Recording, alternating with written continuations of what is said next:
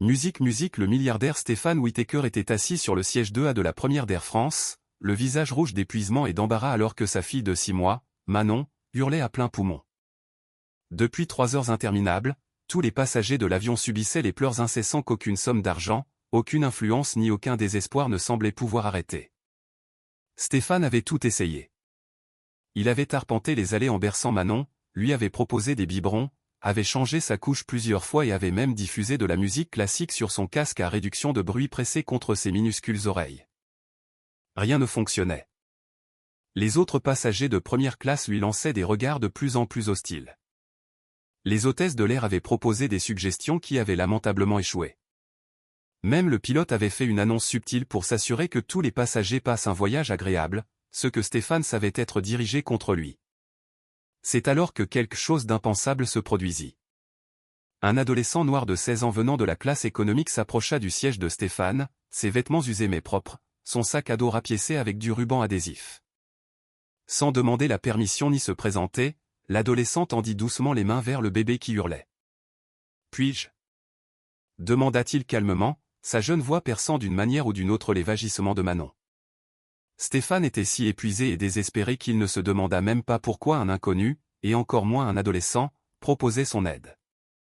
Il hocha simplement la tête, trop fatigué pour se soucier du protocole ou des convenances. Au moment où les mains du garçon touchèrent Manon, quelque chose de miraculeux se produisit. Les cris cessèrent. Un silence absolu et complet tomba sur toute la cabine de l'avion alors que 200 passagers retenaient leur souffle, attendant de voir si ce calme impossible allait durer. L'adolescent tenait Manon avec une assurance qui semblait impossible pour quelqu'un de son âge, appliquant doucement une pression sur des points spécifiques de son dos tout en fredonnant une douce mélodie que Stéphane n'avait jamais entendue auparavant. Les yeux de Manon, qui étaient restés fermés de détresse pendant des heures, s'ouvrirent lentement et se concentrèrent sur le visage du garçon. Pour la première fois depuis le décollage, elle semblait calme, paisible, presque heureuse. « Comment avez-vous » chuchota Stéphane, fixant cet adolescent mystérieux qui avait accompli ce que des nounous formés et des pédiatres spécialistes n'avaient pas réussi à faire. Le garçon sourit doucement. « Ma petite sœur avait des coliques. Il m'a fallu des mois pour comprendre ce qui fonctionnait vraiment. » Stéphane regarda autour de la cabine et vit quelque chose qui fit battre son cœur d'incrédulité. Chaque passager les regardait, non plus avec agacement, mais avec étonnement et gratitude. Mais ce qui choqua le plus Stéphane, c'est ce qu'il remarqua chez ce jeune homme qui venait d'accomplir un miracle avec sa fille. Le sac à dos du garçon était couvert d'écussons de compétition de mathématiques. Son carnet était rempli d'équations complexes, et il y avait une intelligence dans ses yeux qui semblait bien au-delà de ses années. « Qui êtes-vous » demanda Stéphane, la voix remplie d'émerveillement et de curiosité. L'adolescent regarda Stéphane droit dans les yeux avec une maturité saisissante. « Je m'appelle Lucas Simon. J'ai 16 ans. Je viens des quartiers nord de Marseille et je suis en route pour Paris pour participer au championnat international de compétition mathématique. » Stéphane sentit son monde basculer en réalisant que la personne qui venait de sauver sa santé mentale et le confort de sa fille n'était pas un professionnel formé ou un père fortuné. C'était un adolescent brillant issu de l'un des quartiers les plus difficiles de France. Mais alors que Lucas continuait de tenir Manon, qui gazouillait maintenant avec contentement, Stéphane n'avait aucune idée que cette rencontre fortuite allait révéler une histoire de détermination, de sacrifice et de génie qui changerait leur deux vies à jamais. Et aucun d'eux ne savait que ce qui allait suivre remettrait en question tout ce que Stéphane pensait savoir sur la valeur, l'intelligence et ce que signifie vraiment aider quelqu'un dans le besoin. Stéphane était le PDG de 42 ans de Whittaker Technologies, une entreprise valant plus de 8 milliards de dollars spécialisée dans l'intelligence artificielle et l'apprentissage automatique. Il voyageait vers Paris pour une série de réunions du conseil d'administration qui pourrait déterminer l'avenir de l'expansion de son entreprise sur les marchés européens. Normalement, Stéphane voyageait seul, se concentrant sur le travail pendant les vols et passant des appels professionnels à 10 000 mètres d'altitude. Mais ce voyage était différent car sa femme Valérie se remettait d'une chirurgie d'urgence et ne pouvait pas s'occuper de leur fille de 6 mois, Manon. « Je peux reporter les réunions à Paris » avait dit Stéphane à Valérie alors qu'elle était allongée sur son lit d'hôpital. « Absolument pas » avait répondu fermement Valérie. « Ce contrat est trop important pour l'entreprise. Emmène Manon avec toi. » À quel point cela peut-il être difficile de gérer un bébé pour un voyage d'affaires de 5 jours ? Stéphane avait engagé la meilleure agence de nounous de la ville pour trouver quelqu'un qui pourrait voyager avec eux. Mais la nounou s'était portée pâle à la dernière minute pour cause d'intoxication alimentaire. Sans temps pour trouver une remplaçante, Stéphane s'était retrouvé à embarquer dans un avion pour Paris avec un bébé de 6 mois, aucune expérience de garde d'enfant et un emploi du temps chargé de réunions d'affaires cruciales. Pendant la première heure du vol, Manon avait été parfaite. Elle dormait paisiblement dans son berceau de première classe pendant que Stéphane examinait les contrats et les projections financières. Il commença à penser que sa femme avait eu raison. À quel point cela pouvait-il être difficile?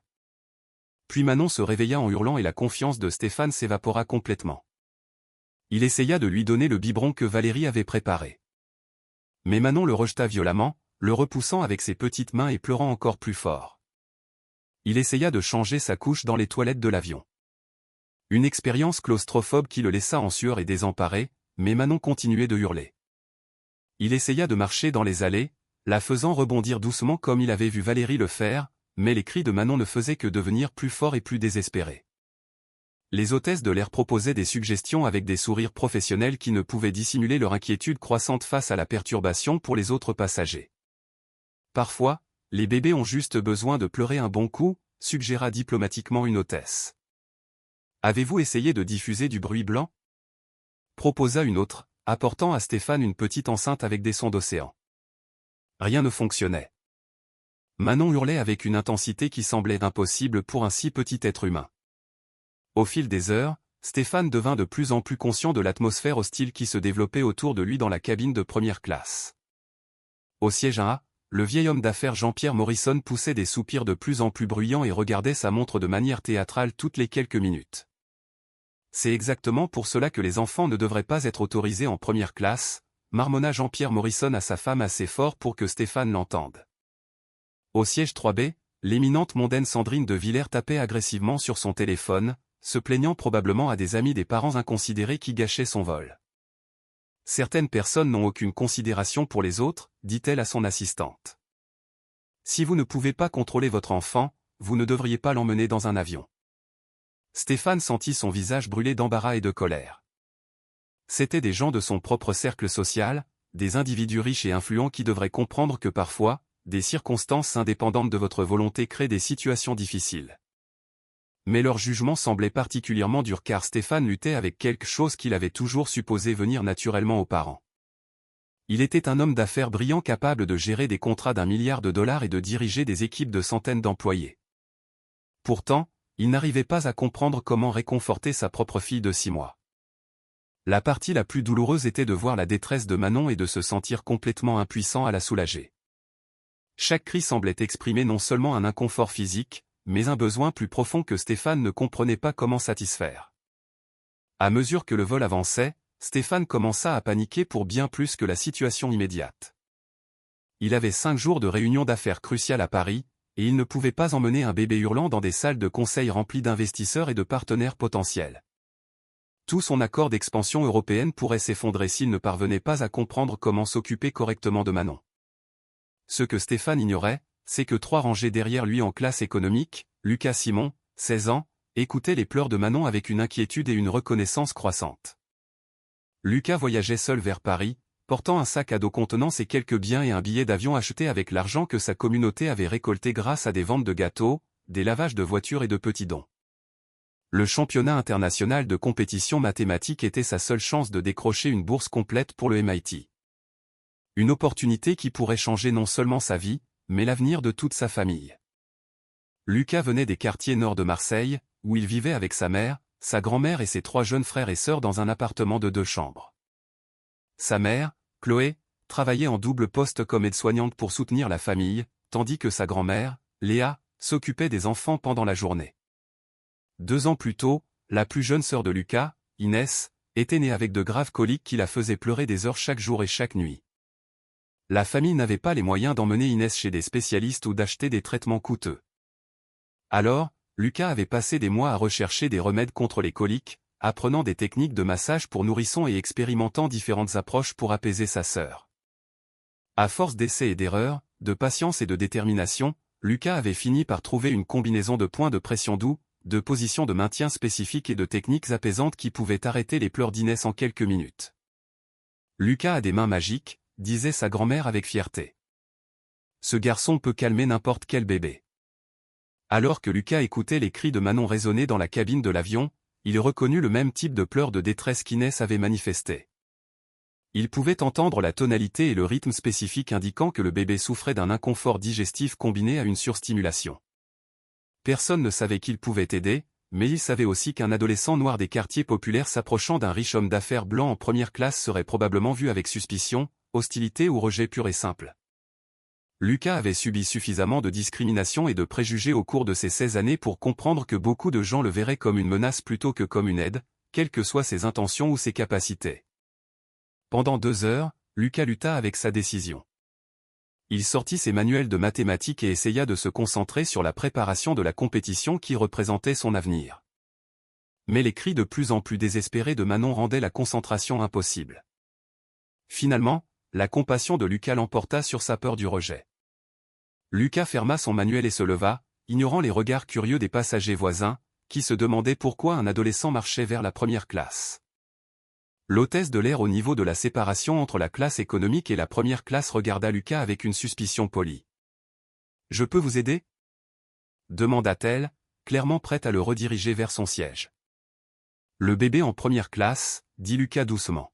« Je pense que je pourrais peut-être aider. » L'hôtesse de l'air parut sceptique. « Vous voyagez avec de la famille en première classe ?»« Non, madame, » répondit Lucas respectueusement. « Mais j'ai de l'expérience avec les bébés souffrant de coliques, et je reconnais ce type de pleurs. Parfois, il existe des techniques qui peuvent aider. » L'hôtesse de l'air jeta un coup d'œil vers la première classe, où les cris de Manon atteignaient de nouveaux niveaux d'intensité. Puis elle regarda à nouveau le visage sérieux de Lucas. « Laissez-moi demander au père, » dit-elle diplomatiquement. Mais avant qu'elle ne puisse bouger, Stéphane Whittaker apparut dans l'allée, tenant Manon hurlante et semblant complètement dépassé. « J'ai entendu quelqu'un dire qu'il pourrait peut-être aider. » demanda Stéphane désespérément, son calme habituel de dirigeant complètement brisé par des heures de détresse de sa fille. Lucas prit une profonde inspiration, sachant que ce moment déterminerait s'il serait accepté comme une aide ou renvoyé comme un intrus inapproprié. « Monsieur, je m'appelle Lucas Simon. Je sais que je ne suis qu'un gamin, mais j'ai une petite sœur qui a eu de très mauvaises coliques et j'ai appris des techniques qui l'ont aidée. Je pense que votre fille pourrait ressentir un inconfort similaire. » Stéphane regarda Lucas, le regarda vraiment pour la première fois. Il vit de l'intelligence dans les yeux du jeune homme, de la confiance dans sa posture et, surtout, une véritable inquiétude pour le bien-être de Manon. Stéphane était assez épuisé et désespéré pour envisager de l'aide de n'importe quelle source. « Quel genre de technique ?» demanda Stéphane, élevant la voix pour se faire entendre par-dessus les pleurs de Manon. Une pression douce sur des points spécifiques le long de sa colonne vertébrale combinée à une position de maintien particulière qui peut soulager les gaz et la pression digestive, expliqua Lucas professionnellement. Aussi, parfois les bébés sont surstimulés par trop de rebonds et de mouvements. Ils ont besoin de calme et d'une pression constante à la place. Stéphane regarda autour de la cabine de première classe et réalisa que chaque passager observait cette interaction avec un intérêt intense. Certains semblaient sceptiques quant à l'acceptation de l'aide d'un adolescent, tandis que d'autres semblaient espérer que quelqu'un pourrait enfin ramener la paix dans le vol. Stéphane prit une décision qui allait tout changer. « S'il vous plaît, » dit-il en tendant Manon vers Lucas. « Si vous pensez pouvoir l'aider, je suis prêt à tout essayer. » Ce qui se passa ensuite sembla défier la logique et la compréhension médicale. Au moment où les mains expérimentées de Lucas entrèrent en contact avec Manon, ses pleurs commencèrent à diminuer. Lucas la tenait dans une position spécifique que Stéphane n'avait jamais vue auparavant, soutenant sa tête et son cou d'une main tout en appliquant une douce pression rythmique le long de sa colonne vertébrale avec l'autre. Les bébés souffrant de coliques ont souvent des gaz coincés et un inconfort digestif, expliqua Lucas calmement tout en travaillant. Cette position aide à relâcher la pression tandis que le massage du dos stimule leur système digestif. Les hurlements de Manon se réduisirent à des gémissements, puis à de légers hoquets, puis à un silence complet. Toute la cabine de première classe regardait avec stupéfaction alors que Lucas commençait à fredonner un air mélodique doux qui semblait hypnotiser le bébé. Les yeux de Manon, qui étaient restés fermés de détresse, s'ouvrirent lentement et se concentrèrent sur le visage de Lucas. « Où avez-vous appris cette chanson ?» demanda Stéphane, fasciné par la transformation de sa fille. « Ma grand-mère me l'a apprise, » répondit Lucas, continuant le doux massage du dos. Elle a dit que c'était une berceuse que sa mère lui chantait quand elle était bébé. Parfois, les vieilles chansons apportent un réconfort particulier. Stéphane regarda Manon commencer à se détendre complètement dans les bras de Lucas. Ses minuscules poings, qui avaient été serrés de détresse, se desserrèrent lentement. Sa respiration devint profonde et régulière. Pour la première fois depuis des heures, elle semblait paisible. L'homme d'affaires au siège 1A, qui s'était plaint bruyamment de la perturbation, regardait maintenant Lucas avec une admiration évidente. « Remarquable », dit Jean-Pierre Morrison à sa femme. « Absolument remarquable. » Sandrine de Villers posa son téléphone et fixa Lucas avec un mélange de surprise et de respect. « Je n'ai jamais rien vu de tel », chuchota-t-elle à son assistante. Les hôtesses de l'air se rassemblèrent à proximité, émerveillées par la transformation soudaine de l'atmosphère de la cabine. « Combien de temps restera-t-elle calme ?» demanda Stéphane à Lucas. « Avec un peu de chance, si elle vit ce que je pense, elle devrait dormir paisiblement pour le reste du vol, » répondit Lucas avec assurance.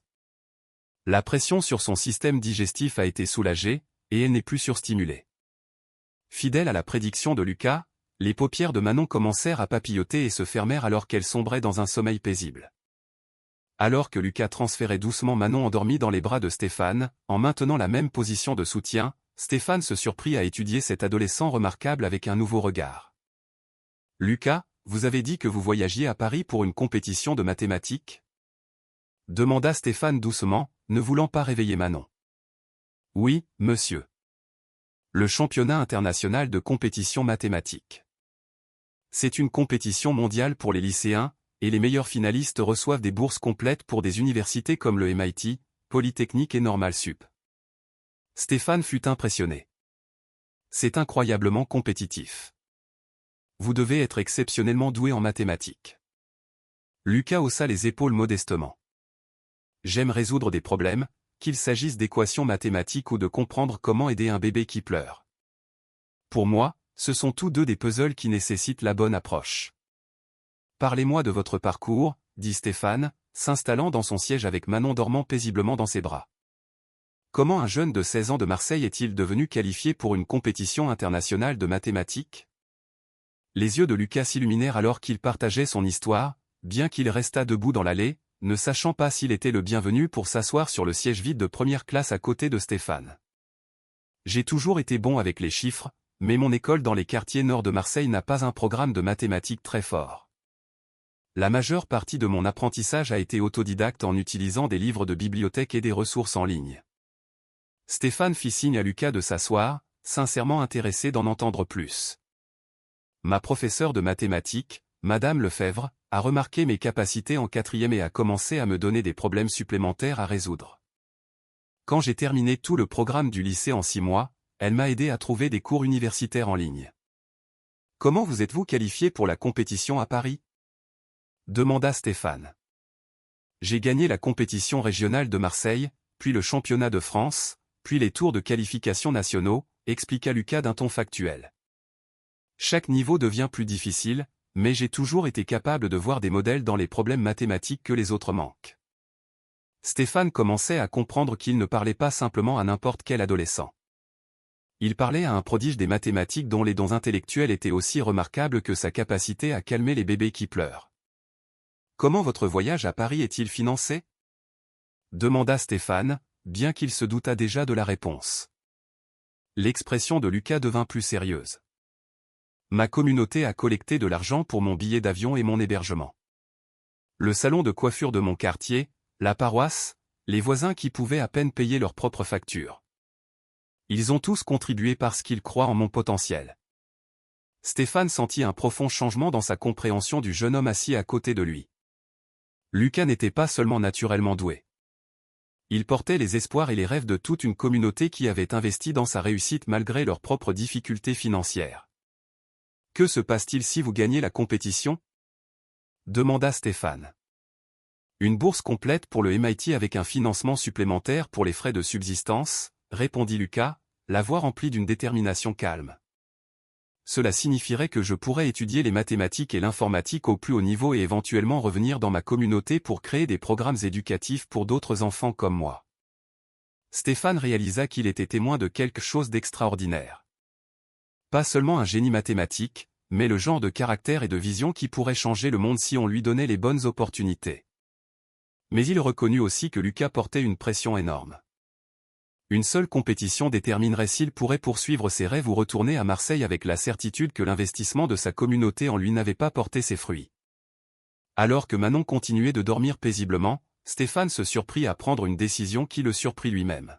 « Lucas, j'ai une proposition pour vous », dit Stéphane, son esprit de dirigeant formulant déjà un plan. Lucas parut curieux mais prudent. « Quel genre de proposition, monsieur ? Je suis à Paris pour 5 jours de réunion d'affaires cruciales, et comme vous pouvez le voir, je suis complètement impréparé pour m'occuper de Manon tout en menant des négociations commerciales internationales. » Stéphane marqua une pause, observant attentivement la réaction de Lucas. « J'aimerais vous engager comme soignant de Manon pendant mon voyage à Paris. Je vous paierai 500 € par jour, je vous fournirai une chambre d'hôtel attenante à la mienne et je m'assurerai que vous ayez un transport vers et depuis votre compétition de mathématiques. » Lucas regarda Stéphane avec choc. « 500 € par jour, monsieur. C'est plus d'argent que ma mère ne gagne en une semaine. » « C'est ce qu'une nounou professionnelle coûterait à Paris, » répondit Stéphane. « Et franchement, vous avez déjà prouvé que vous êtes plus compétent avec Manon que n'importe quel professionnel que je pourrais engager. » L'esprit de Lucas s'emballa alors qu'il considérait les implications de l'offre de Stéphane. L'argent changerait la vie de sa famille, mais il était aussi préoccupé par le maintien de sa concentration sur la compétition qui représentait son avenir. « Monsieur Whittaker, je suis honoré par votre offre, mais je dois être complètement préparé pour cette compétition de mathématiques. Tout mon avenir dépend de ma performance. » Stéphane sourit, reconnaissant la maturité et les priorités dont Lucas faisait preuve. « Je comprends tout à fait. La compétition passe avant tout. Je n'aurai besoin de votre aide avec Manon que pendant mes réunions d'affaires et le soir.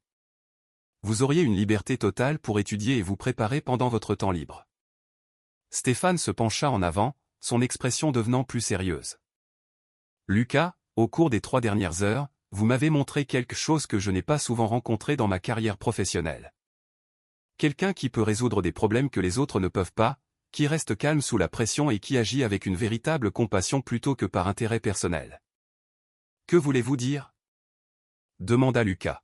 « Vous auriez pu rester dans votre siège en classe économique et ignorer un bébé qui pleurait et qui n'était pas votre responsabilité. Au lieu de cela, vous avez risqué le rejet et l'embarras pour aider un étranger. Ce genre de caractère est plus rare que le génie mathématique. » Lucas se sentit submergé par la tournure inattendue que prenait son voyage à Paris. Ce qui avait commencé comme une compétition pour une bourse devenait quelque chose de beaucoup plus grand et plus complexe. « Puis-je avoir un peu de temps pour y réfléchir ? » demanda Lucas. « Bien sûr, » répondit Stéphane. « Mais je devrais mentionner une chose de plus. » « Qu'est-ce que c'est ? » L'expression de Stéphane devint encore plus sérieuse. « Mon entreprise, Whittaker Technology, possède une fondation qui offre des bourses et du mentorat à des étudiants exceptionnellement doués issus de communautés défavorisées. Peu importe votre performance lors de la compétition de mathématiques, j'aimerais discuter de la manière dont nous pourrions soutenir vos objectifs éducatifs. » Lucas sentit son cœur battre la chamade en réalisant que cette rencontre fortuite dans un avion pourrait ouvrir des portes qu'il n'avait jamais imaginées possibles. Mais il ressentait aussi le poids de l'incertitude. L'offre de Stéphane était-elle une aide sincère ? Ou y avait-il quelque chose de plus compliqué sous la surface ? Comment accepter la charité d'un milliardaire affecterait-il son sens de l'autonomie et sa fierté ?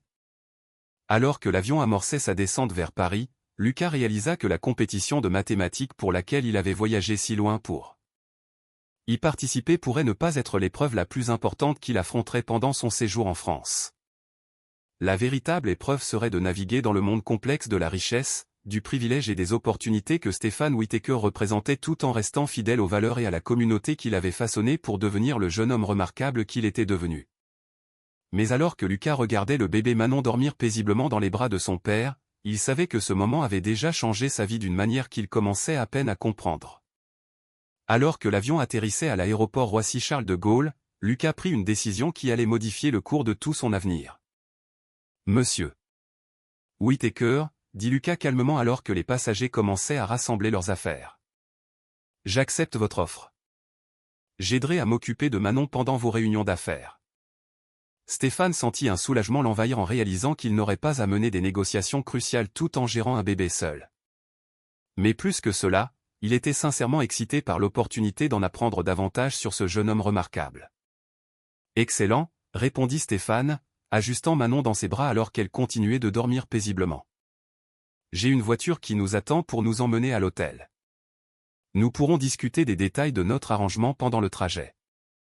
Alors qu'ils marchaient ensemble dans l'aéroport, un PDG milliardaire, un bébé endormi et un adolescent des quartiers nord de Marseille, Lucas ne put s'empêcher de remarquer les regards curieux qu'ils attiraient. Il avait l'habitude d'être invisible dans la plupart des contextes, mais marcher aux côtés de Stéphane Whittaker le rendait soudainement visible d'une manière qui semblait à la fois excitante et écrasante. La voiture qui attendait dehors ne ressemblait à rien de ce que Lucas avait jamais vu. L'élégante berline noire avait un chauffeur en uniforme et un intérieur qui ressemblait plus à un bureau de luxe qu'à un véhicule. Le championnat international de compétition mathématique commence demain avec la cérémonie d'ouverture, dit Lucas alors qu'il s'installait dans la voiture.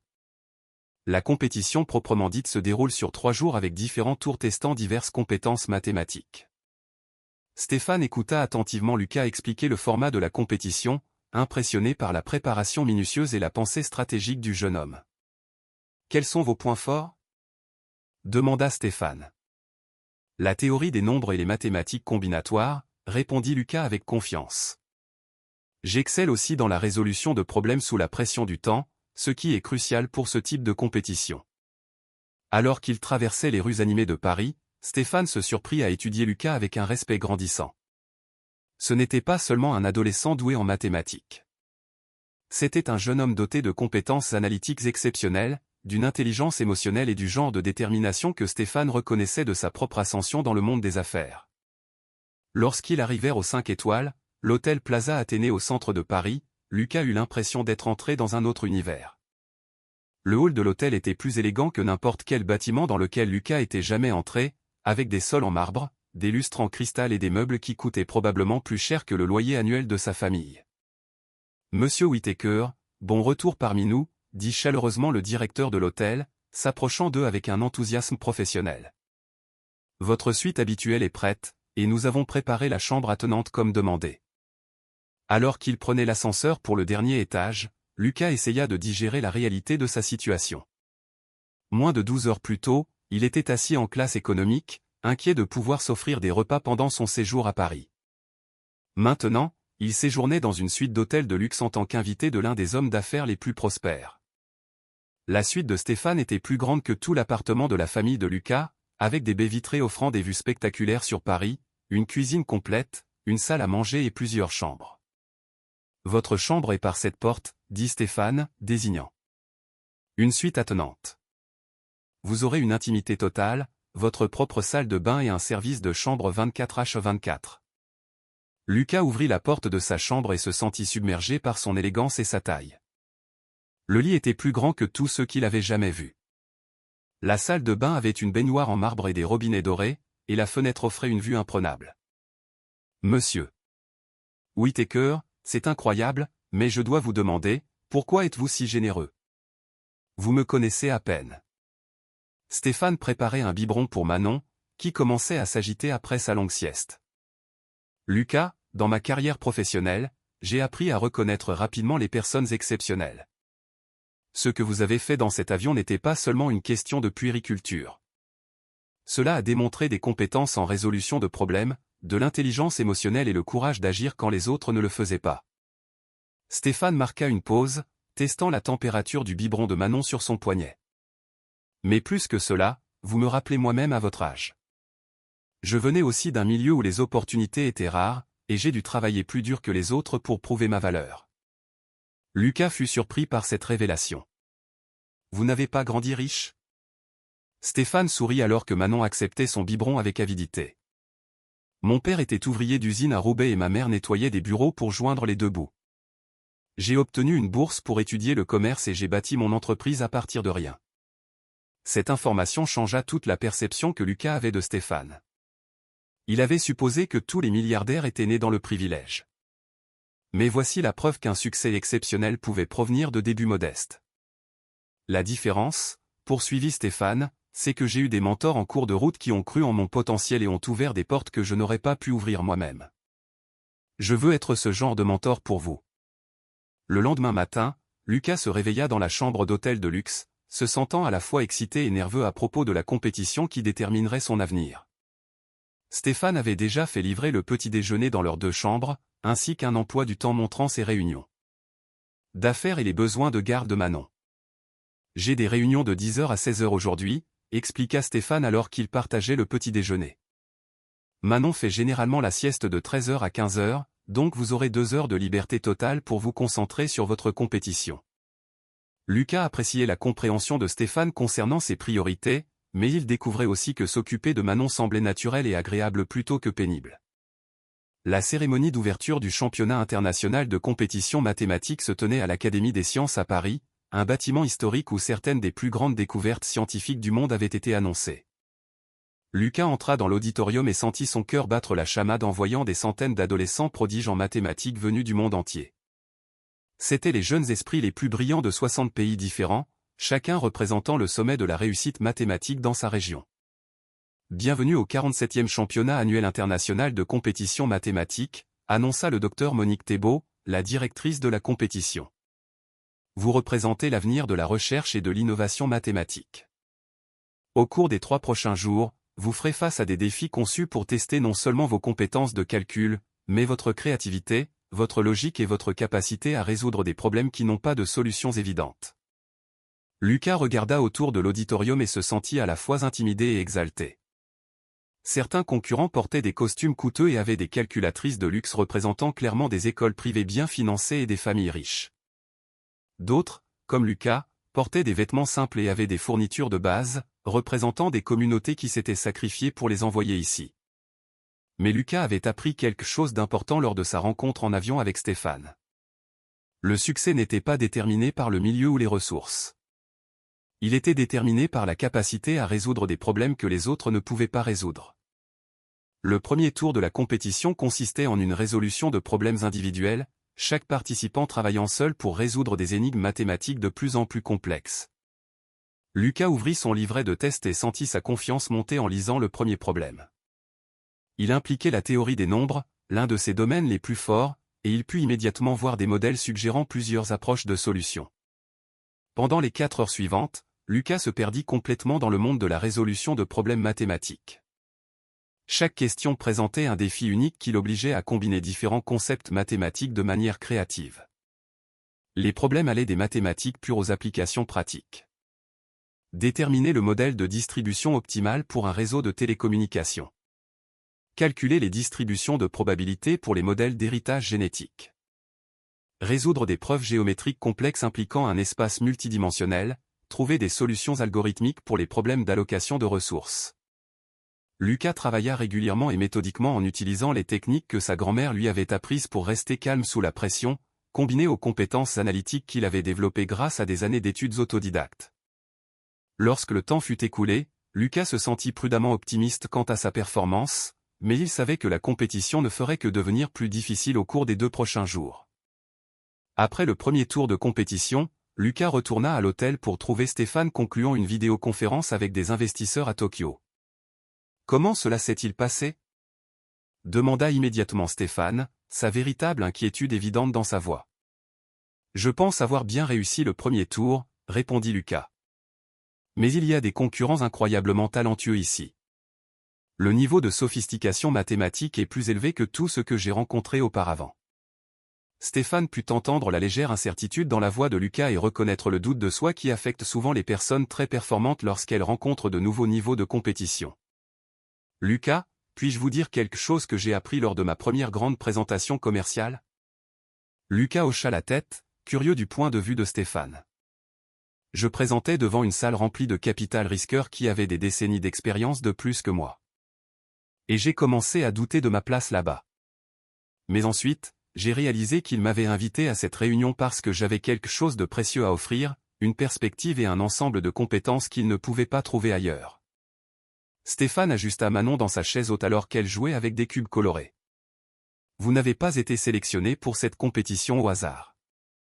Vous avez gagné votre place ici grâce à une capacité mathématique exceptionnelle. Faites confiance aux compétences qui vous ont amené ici. Lucas sentit sa confiance revenir alors qu'il absorbait les conseils de Stéphane. Il avait passé tellement de temps à se concentrer sur les avantages de ses concurrents qu'il avait oublié ses propres forces uniques. Maintenant, poursuivit Stéphane avec un sourire. Je crois avoir engagé quelqu'un pour m'aider avec Manon cet après-midi. J'ai une réunion cruciale avec des partenaires potentiels pour notre expansion européenne. Pendant les 3 heures suivantes, Lucas découvrit que s'occuper de Manon était à la fois relaxant et énergisant. Sa curiosité pour le monde qui l'entourait lui rappelait sa propre fascination pour la découverte de nouveaux modèles et solutions. Lucas enseigna à Manon des concepts mathématiques simples en utilisant ses jouets, comptant les cubes, triant les formes par couleur et taille, et créant des motifs avec ses animaux en peluche. « Regarde, Manon, dit Lucas, arrangeant ses cubes en séquence. Si nous avons 2 cubes rouges, puis 4 cubes bleus, puis 6 cubes jaunes, qu'est-ce qui vient ensuite ?» Manon tapa dans ses mains et attrapa les cubes verts, comprenant d'une manière ou d'une autre le motif, même à 6 mois. Lucas réalisa qu'enseigner des concepts mathématiques à un bébé l'aidait à réfléchir aux principes fondamentaux de nouvelles manières. Une préparation qui serait précieuse pour les tours avancés de la compétition. Le 2e jour de compétition impliquait la résolution de problèmes en équipe où des groupes de 4 participants devaient collaborer sur des défis mathématiques complexes nécessitant de multiples perspectives et approches. Lucas fut assigné à une équipe avec des concurrents nommés Théo, Pierre-Yves et Nathalie. Initialement, il se sentait nerveux à l'idée de travailler avec des étudiants qui avaient clairement reçu une formation mathématique plus formelle que lui. Mais alors qu'ils commençaient à travailler sur leur premier défi, concevoir une solution algorithmique pour optimiser le flux de trafic dans les grandes villes, Lucas découvrit que son parcours unique offrait en fait des avantages. À Marseille, j'ai observé les schémas de circulation de première main, contribua Lucas à la discussion de l'équipe. Les modèles mathématiques doivent tenir compte des variables du monde réel comme le comportement humain, les conditions météorologiques et les situations d'urgence. Théo, qui travaillait sur des approches purement théoriques, regarda Lucas avec un nouveau respect. C'est un excellent point. Notre solution mathématique doit être applicable en pratique. Au fur et à mesure que la journée avançait, Lucas se retrouva naturellement à prendre un rôle de leader au sein de son équipe. Sa capacité à relier les mathématiques théoriques à la résolution de problèmes pratiques impressionna ses coéquipiers et les aida à développer des solutions plus complètes. « Lucas, ton approche de ce problème est brillante, » dit Nathalie. « Tu vois des connexions que le reste d'entre nous a manquées. » À la fin du 2e jour, l'équipe de Lucas s'était classée dans les 3 premiers pour ses solutions collaboratives, et Lucas avait gagné la reconnaissance des juges de la compétition pour sa pensée innovante. Mais plus important encore, Lucas avait gagné en confiance en sa capacité à concourir au plus haut niveau de réussite mathématique tout en restant fidèle à son propre style unique de résolution de problèmes. Ce soir-là, alors que Lucas racontait ses expériences de compétition tout en aidant Manon à dîner, Stéphane se surprit à reconsidérer son évaluation initiale du potentiel du jeune homme. Stéphane avait initialement vu Lucas comme un adolescent doué en mathématiques qui méritait un soutien éducatif. Mais en observant l'approche analytique de Lucas en matière de garde d'enfants, ses capacités de leadership et sa faculté à relier différents mondes d'expérience, Stéphane commença à voir quelque chose de beaucoup plus significatif. « Lucas, je veux discuter de quelque chose d'important avec vous, » dit Stéphane après que Manon eut été mise au lit. « Qu'est-ce que c'est, monsieur Whittaker ? Peu importe votre performance lors du tour final de demain, je veux vous offrir un poste dans mon entreprise après que vous ayez terminé vos études. » Lucas parut surpris. « Quel genre de poste ? Je pense à créer une nouvelle division axée sur l'application de l'intelligence artificielle et de la modélisation mathématique aux problèmes sociaux, des questions comme l'inégalité éducative, l'accessibilité aux soins de santé et le développement économique dans les communautés défavorisées. » L'excitation de Stéphane était évidente alors qu'il exposait sa vision. Vous avez quelque chose qui manque à la plupart des mathématiciens brillants. Vous comprenez à la fois les aspects théoriques de la résolution de problèmes et les défis du monde réel auxquels sont confrontées les personnes qui ont besoin de solutions. Cette combinaison est incroyablement rare et précieuse. Lucas se sentit submergé par l'ampleur de ce que Stéphane proposait. Monsieur Whittaker, cela semble incroyable, mais je n'ai que 16 ans. J'ai tellement à apprendre avant de pouvoir contribuer à quelque chose d'aussi important. Exactement, répondit Stéphane. C'est pourquoi je veux soutenir votre éducation et votre développement au cours des prochaines années. La Fondation Whittaker couvrira toutes vos dépenses éducatives, premier cycle, deuxième cycle, quel que soit le niveau d'études que vous souhaitez poursuivre, en échange de votre engagement à appliquer éventuellement vos compétences au profit de communautés comme celle d'où vous venez. Lucas réalisa que Stéphane lui offrait quelque chose de bien plus significatif qu'un simple soutien financier. Il offrait un partenariat qui pourrait permettre à Lucas de réaliser ses rêves tout en restant connecté à ses valeurs et à sa communauté. Le troisième et dernier jour de la compétition internationale de mathématiques comportait des présentations individuelles où chaque participant devait résoudre un problème mathématique complexe et ouvert et présenter sa solution à un panel de juges. Le problème assigné à Lucas impliquait le développement d'un modèle mathématique pour prédire et prévenir la propagation des maladies infectieuses dans les zones urbaines densément peuplées. Un défi qui l'obligeait à combiner l'épidémiologie, les statistiques, la théorie des réseaux et la politique de santé publique. Alors que Lucas travaillait sur sa solution, il fit appel à chaque aspect de son parcours et de son expérience. Il pensa aux conditions de surpeuplement dans son quartier de Marseille, aux défis de santé auxquels sa famille avait été confrontée et aux principes mathématiques qu'il avait appris grâce à des années d'études autodidactes. La présentation de Lucas dura 20 minutes et couvrit des concepts mathématiques qui mettraient au défi des étudiants diplômés. Mais il la livra avec la confiance et la clarté de quelqu'un qui comprenait vraiment à la fois les implications théoriques et pratiques de son travail. « Monsieur Simon, dit le docteur Sylvie Chen, l'une des juges de la compétition, votre solution démontre non seulement une pensée mathématique avancée, mais aussi une compréhension sophistiquée des applications du monde réel. Pouvez-vous nous dire comment vous avez développé cette approche ? Madame, j'ai grandi dans une communauté où l'accès aux soins de santé est limité et où la densité de population crée des défis uniques, répondit Lucas. J'ai abordé ce problème en réfléchissant à la manière dont les modèles mathématiques pourraient réellement aider les gens dans des situations comme celles dont j'ai été témoin directement. Les juges échangèrent des regards impressionnés en réalisant que le parcours de Lucas lui avait fourni des perspectives qu'une formation purement académique ne pouvait pas reproduire. Lorsque Lucas termina sa présentation, il se sentit confiant d'avoir performé à son plus haut niveau, quel que soit le résultat de la compétition. Ce soir-là, lors de la cérémonie de clôture de la compétition, Lucas était assis avec des centaines d'autres concurrents alors que les résultats étaient annoncés. En troisième place, représentant l'Allemagne, Pierre-Yves Muller. En deuxième place, représentant la Corée du Sud, Nicolas Park. Lucas sentit son cœur battre la chamade en réalisant que son nom pourrait être appelé ensuite ou pourrait ne pas être appelé du tout. Et le gagnant du championnat annuel international de compétition mathématique de cette année, représentant la France, Lucas Simon de Marseille. L'auditorium éclata en applaudissements alors que Lucas marchait vers la scène dans un état second, croyant à peine que son rêve était devenu réalité. Le docteur Monique Thébault lui remit le trophée du championnat et un certificat lui garantissant une bourse complète pour le MIT, incluant les frais de subsistance et les opportunités de recherche. Lucas, votre travail au cours de ces 3 jours a été exceptionnel, annonça le docteur Thébault au public. Mais ce qui a le plus impressionné nos juges, c'est votre capacité à appliquer des concepts mathématiques avancés pour résoudre des problèmes du monde réel qui affectent la vie quotidienne des gens. Alors que Lucas se tenait sur la scène tenant son trophée, il regarda dans le public et vit Stéphane Whittaker applaudir avec enthousiasme tout en tenant Manon, qui tapait dans ses petites mains comme si elle comprenait la signification du moment.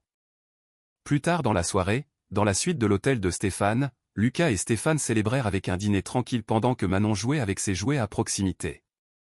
Lucas, je dois vous dire que regarder votre parcours au cours de ces 4 derniers jours a été l'une des expériences les plus inspirantes de ma vie, dit Stéphane, levant son verre de cidre pétillant pour un toast.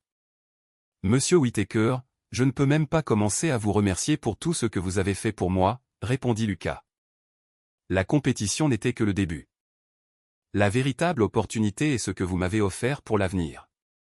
Stéphane sourit en regardant Manon tendre la main vers Lucas, ayant clairement formé un attachement au jeune homme qui lui avait apporté tant de réconfort. Lucas, je pense que nous avons tous les deux découvert quelque chose d'important pendant ce voyage.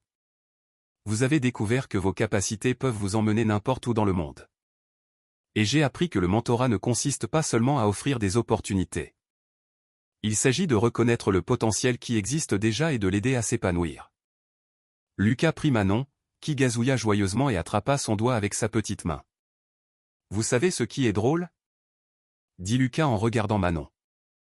Tout cela a commencé parce que j'ai aidé à calmer un bébé qui pleurait dans un avion. Je n'aurais jamais pu prédire qu'un acte de gentillesse aussi simple mènerait à tout cela. Stéphane hocha la tête pensivement. C'est ça la vie. On ne sait jamais quand faire la bonne chose ouvrira des portes dont on n'imaginait même pas l'existence. Alors qu'ils se préparaient pour leur vol de retour le lendemain, Lucas et Stéphane savaient tous deux que leur vie avait été changée de façon permanente par leur rencontre fortuite. Lucas avait gagné plus qu'une compétition de mathématiques. Il avait découvert un mentor, une future voie professionnelle et la preuve que ses rêves pouvaient devenir réalité grâce au travail acharné et à la détermination. Stéphane avait trouvé plus qu'un soignant capable pour Manon. Il avait découvert un jeune partenaire brillant qui pourrait l'aider à bâtir un héritage consistant à utiliser le succès commercial pour résoudre d'importants problèmes sociaux. Mais le plus important, c'est que tous deux avaient appris que parfois, les opportunités les plus susceptibles de changer une vie viennent de la simple décision d'aider quelqu'un dans le besoin, même lorsqu'il n'y a rien d'évident à gagner à le faire. Alors que leur avion décollait de Paris, Lucas regarda par le hublot la ville qui avait changé sa vie et sourit. Le pauvre garçon noir des quartiers nord de Marseille qui avait fait l'impensable en calmant le bébé en pleurs d'un milliardaire avait découvert que la chose la plus impensable de toutes était jusqu'où un seul acte de compassion pouvait le mener. Les pleurs avaient cessé. La compétition était gagnée et l'avenir s'étendait devant lui, rempli de possibilités que Lucas n'avait jamais osé imaginer. Mais il n'oublierait jamais que tout avait commencé par une simple décision d'aider quand l'aide était le plus nécessaire. Si vous avez aimé cette histoire, n'hésitez pas à aimer, partager et vous abonner pour